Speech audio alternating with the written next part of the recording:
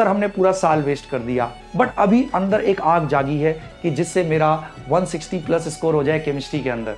11वीं 12वीं मिला देंगे तो सर बहुत ज़्यादा चैप्टर्स हो जाते हैं। तो मैं केमिस्ट्री में आपको बता देता हूं कि सबसे वेटेज वाले चैप्टर्स कौन से हैं, तो उन्हीं पे अभी आपको फोकस करना है। और 15 क्वेश्चन, ऑलमोस्ट 10 से 12 क्वेश्चन तो बेटा असर्शन रीजन में आ रहे हैं आजकल, ठीक है ना, तो बहुत इंपॉर्टेंट है ये। तो ये 4 चैप्टर हो गए, ठीक है ना। रिडॉक्स से तो बेटा 1 या 2 क्वेश्चन आता है और रिडॉक्स के ही कंसेप्ट इलेक्ट्रोकेमिस्ट्री में भी इन्वॉल्व हो जाते हैं।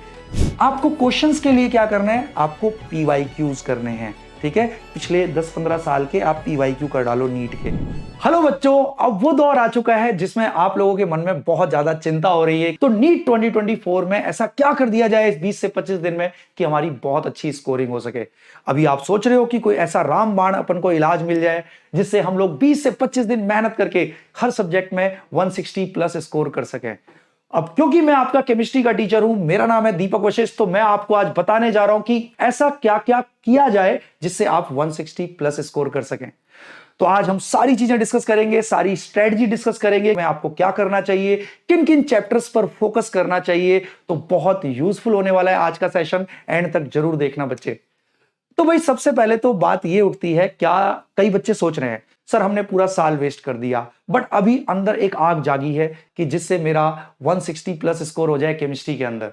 तो उसी चीज को हम डिस्कस करते हैं। देखो बेटा, अगर मैं सच्चाई प्रैक्टिकलिटी वाली बात करूं, अगर आपने पहले कुछ नहीं पढ़ा है, आपने अच्छे से नहीं पढ़ा है, अगर आप सोचें कि नहीं नहीं बहुत कुछ एकदम से हो जाएगा, तो बेटा प्रैक्टिकली ये पॉसिबल नहीं होता।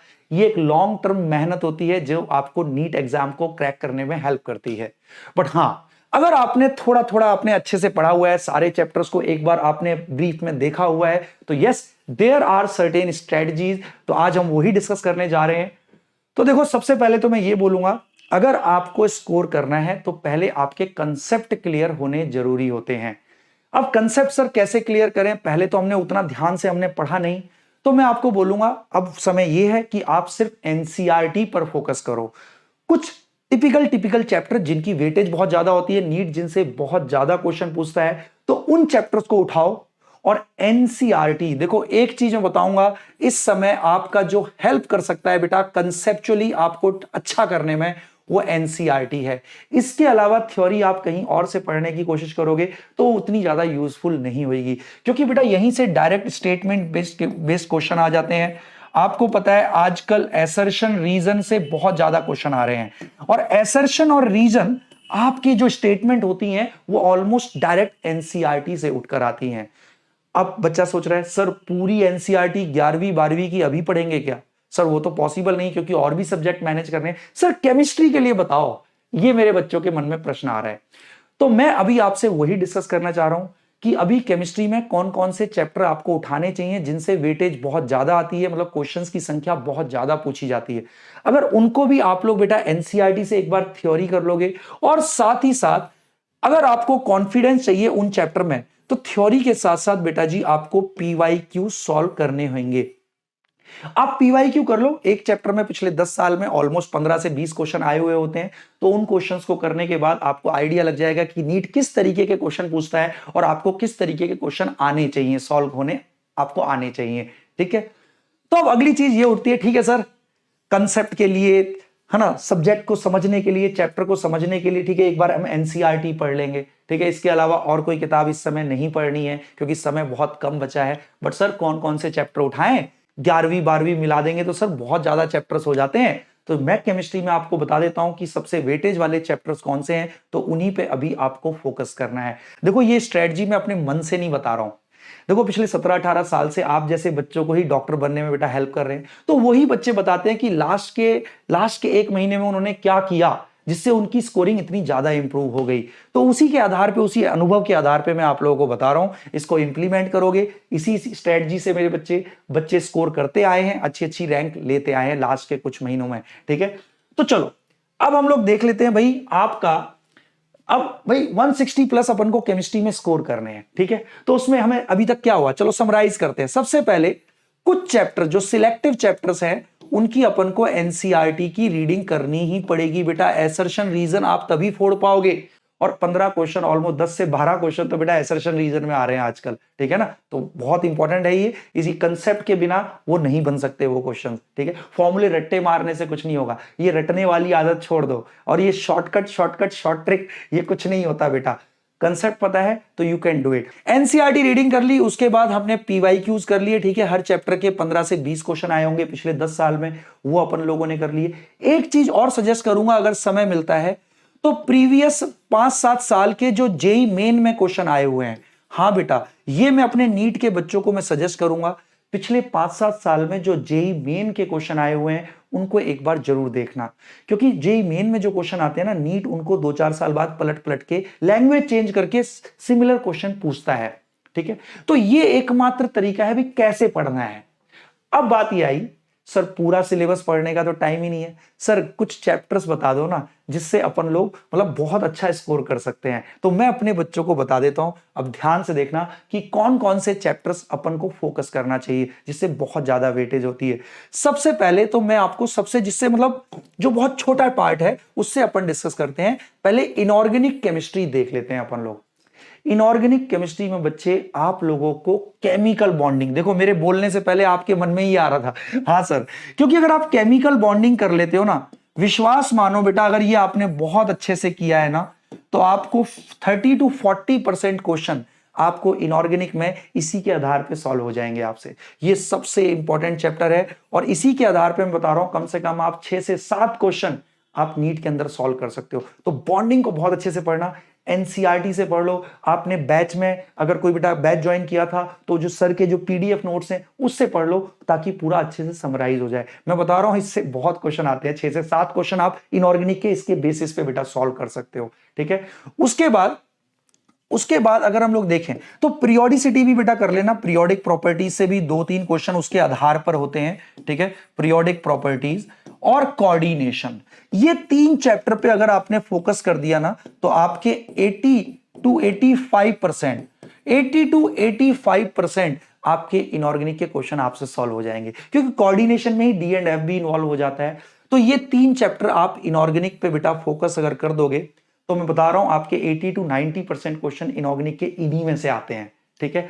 तो बहुत आसान भी है, मुश्किल नहीं है। एनसीईआरटी से पढ़ोगे तो ज्यादा टाइम भी नहीं लगना, और ऐसा नहीं ना ब्लैंक थोड़ी हो आप, हैव फुल कॉन्फिडेंस। लास्ट में क्या होता है ना, हम कॉन्फिडेंस लूज करने लगते हैं। आपने पढ़ा है, ऐसा नहीं है आपको नहीं पता, आपको काफी कुछ पता है इसमें से, भाई तभी तो आप नीट का एग्जाम दे रहे हो। अगर अभी भी आप लोग बेटा फोकस से करते हो, have confidence, you know the things, तो आप इनको एक बार समराइज करो एनसीईआरटी से, पीवाईक्यू सॉल्व करो और पिछले 5 साल के जेई मेन के क्वेश्चन कर लो। मैं बोल रहा हूं इतना कर लोगे ना आप 80 to 90% इसमें स्कोर कर लोगे इनऑर्गेनिक में आसानी के साथ, ठीक है। कॉन्फिडेंस रखो, अपने कॉन्फिडेंस को कम मत होने दो, ठीक है ना। बच्चे को क्या लगता है लास्ट में आके ना, मैंने तो कुछ पढ़ा ही नहीं, मुझे तो कुछ आता ही नहीं, ना ना ना, ये तो फेलियर इंसान की सोच है। आप फेलियर थोड़ी हो, है ना, आप मेहनती बच्चे हो, आपके अंदर वो आग है कुछ कर गुजरने की, तो यू कैन डू इट बेटा जी, ठीक है। अब इसके बाद आ जाते हैं अपने फिजिकल केमिस्ट्री वाले पार्ट पर। ये कि बेटा आपका बहुत फेवरेट टॉपिक रहता है जनरली, ठीक है ना, हाँ, क्योंकि इसमें रटना कुछ नहीं होता, एब्सोल्यूट है ये, बिल्कुल इसमें रटने की जरूरत नहीं पड़ती। तो ये बहुत मजेदार वाला टॉपिक बच्चे को लगता है, सब कुछ एब्सोल्यूट कंसेप्ट होते हैं इसमें, जस्ट लाइक फिजिक्स, ठीक है। तो फिजिकल केमिस्ट्री में बेटा सबसे पहले तो मैं बताऊंगा एटॉमिक स्ट्रक्चर करो।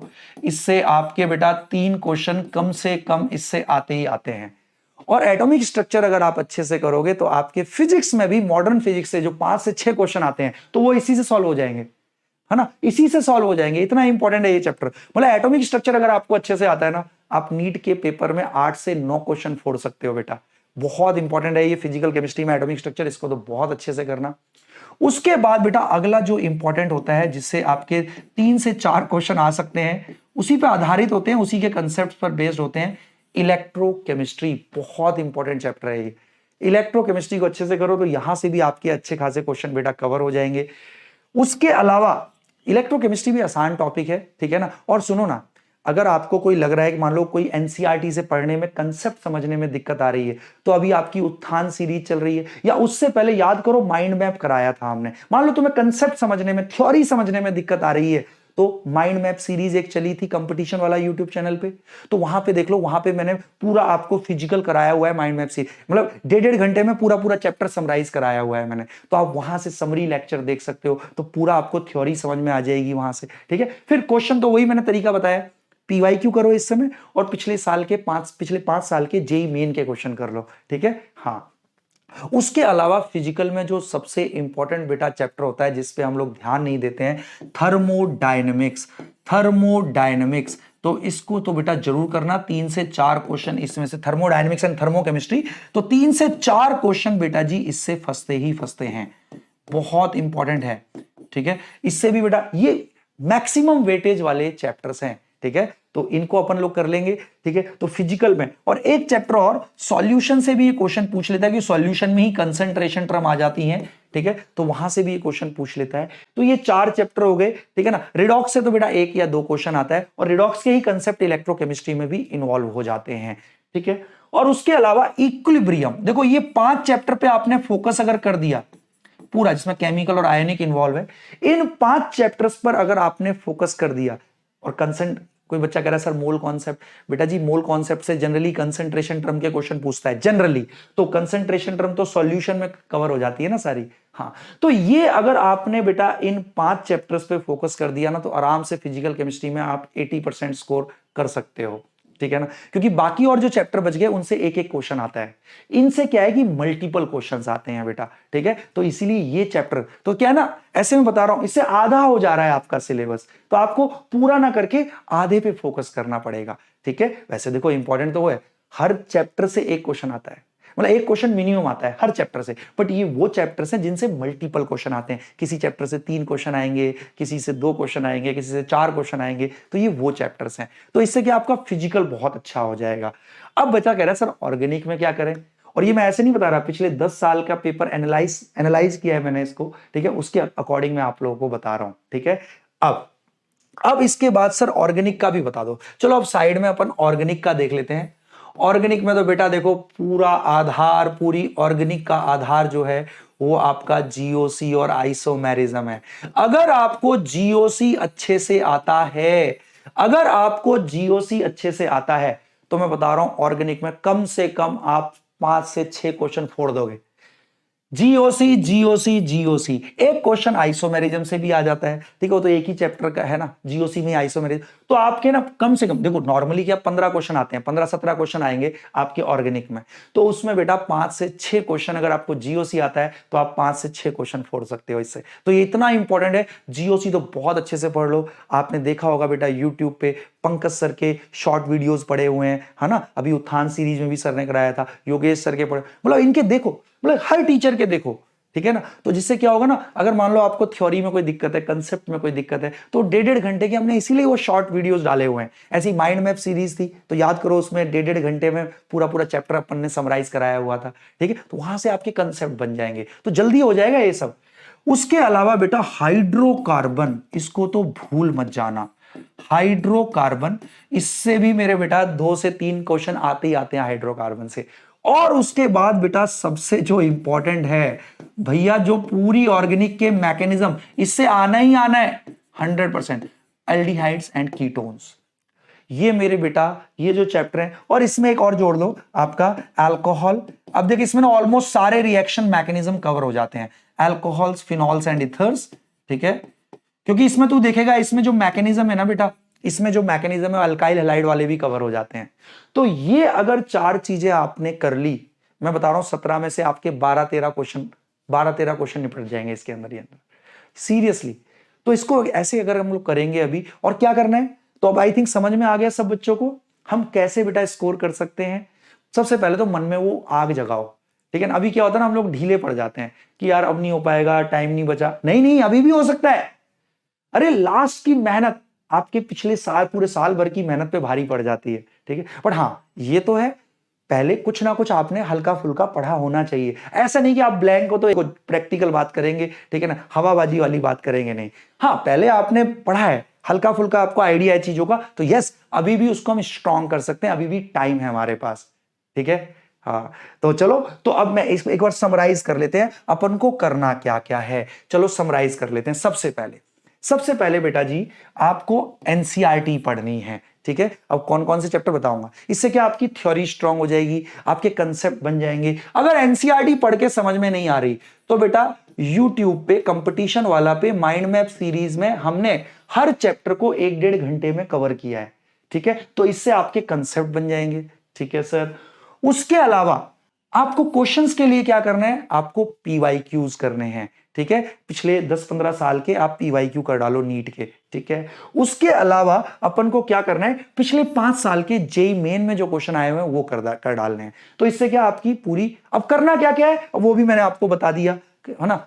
सारे चैप्टर नहीं करने क्योंकि ऑब्वियस है और भी सब्जेक्ट है, तो अभी क्या करो, जो मेन इनऑर्गेनिक में बॉन्डिंग कर लो, पीरियोडिसिटी कर लो, कोऑर्डिनेशन कर लो, 80% मार्क्स इसी में से आने हैं।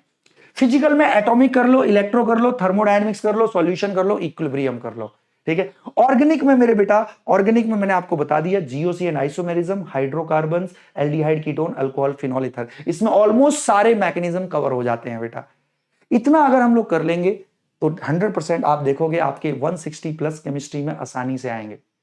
तो बेटा ये लास्ट का टाइम है, इसमें बिल्कुल अपने ऊपर, अपने कैलिबर पे डाउट ना करो, आप में पूरा दम है, विश्वास करो, मेहनत से जीवन में सब कुछ अचीव होता है, मेहनत में कमी मत छोड़ो, भगवान जी आपकी हेल्प करेंगे। तो इन्हीं के साथ बेटा आज के इस सेशन को अपन समाप्त करते हैं। आप इस स्ट्रेटजी को फॉलो करने की कोशिश करना। पिछले मेरी 17 साल के बेटा पढ़ाने का जो बच्चों से हमने सीखा है, जो सिलेक्टेड बच्चे हैं, ये उसका निचोड़ मैंने आपको करा दिया है कि कैसे मेहनत की जाए। तो इसको फॉलो करना, डेफिनेटली हेल्प मिलेगी। और मिलते हैं बेटा जी सिलेक्शन के बाद, ठीक है। तब तक के लिए ओके टाटा, bye bye, love you all. खूब मेहनत करो, इस समय मत सोचो कि कितनी देर मुझे मेहनत करनी, जितना कर सकते हो उतना करो, जरूर सफल होगे बेटा। Bye bye.